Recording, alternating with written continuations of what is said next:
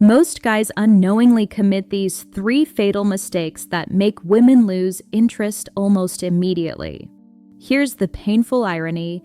You could be handsome, successful, and charming, but if you're doing any of these, she'll pull away faster than you can plan a second date. Smash that subscribe button. What you're about to learn may change your dating life forever. 1. The validation vampire. Let's start with what I call the validation vampire. And if you've ever found yourself constantly seeking her approval, this is for you. Here's what this looks like. You're texting her multiple times before she responds. You're asking, "Is this okay?" Or, "What do you think?" about every decision.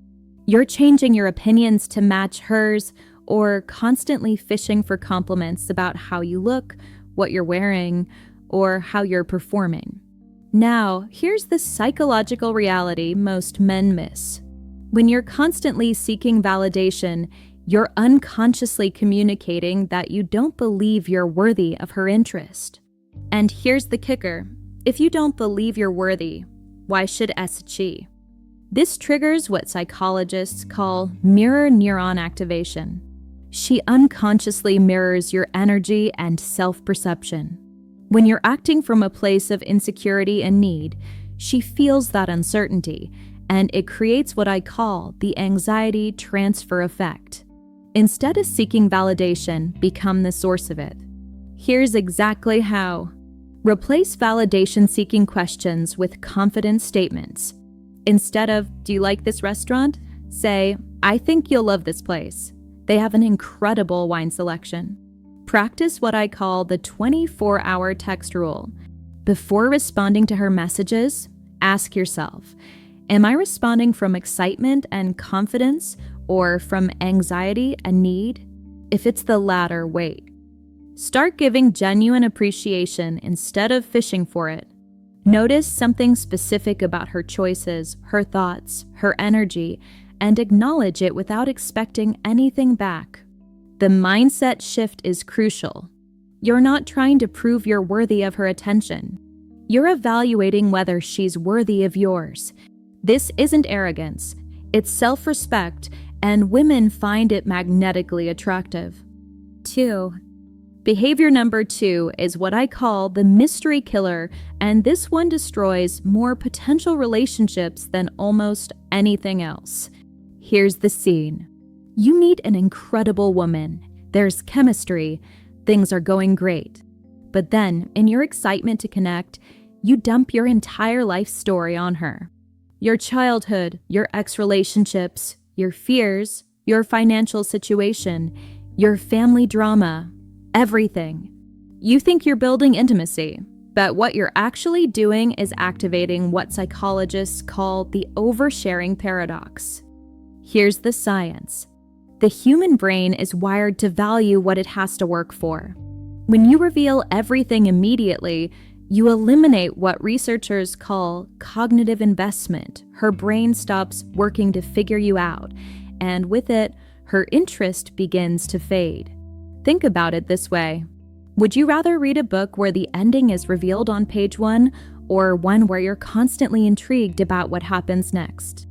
Follow what I call the 70-30 rule. Reveal 70% surface-level information about yourself.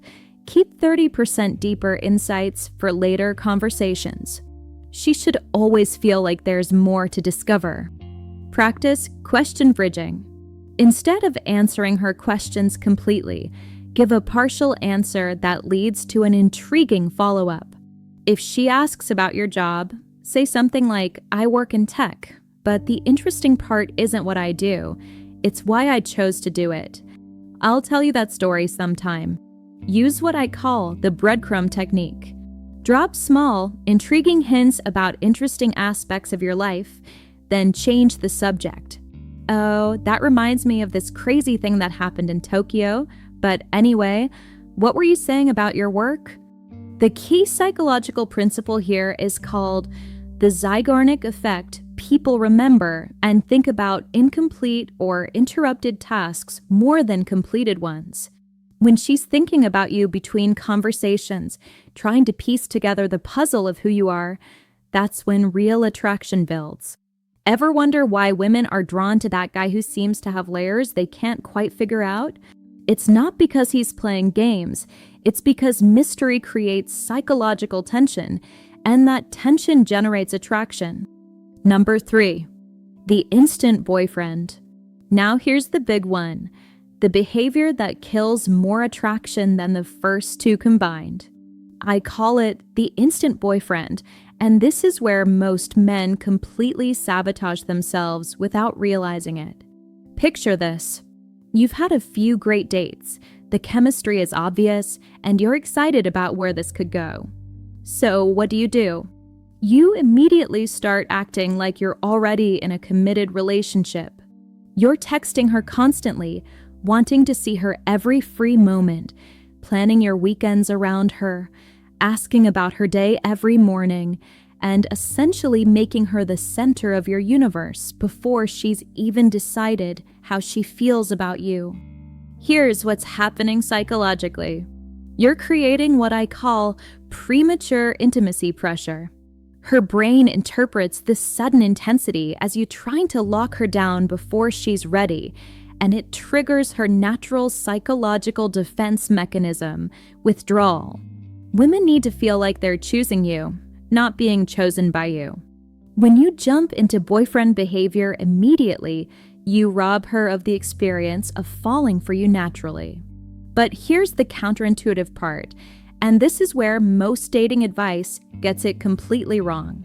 This isn't about playing hard to get or being manipulative. It's about understanding the psychology of value perception. Maintain what I call the 60-40 energy split. For every 10 units of energy and attention she gives you, you give back 6. Not because you don't care, but because you understand that slight imbalance creates healthy tension. Keep your own life as the priority. This is crucial. She should enhance your already fulfilling existence, not become the reason for it. Keep your hobbies, your friends, your goals, your own schedule.